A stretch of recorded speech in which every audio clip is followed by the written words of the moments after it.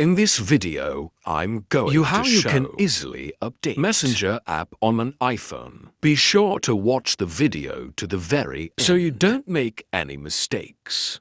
Let's get started, guys. And first off, we need to open up App Store.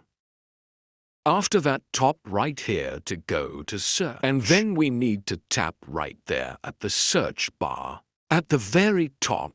And here we need to start entering Messenger.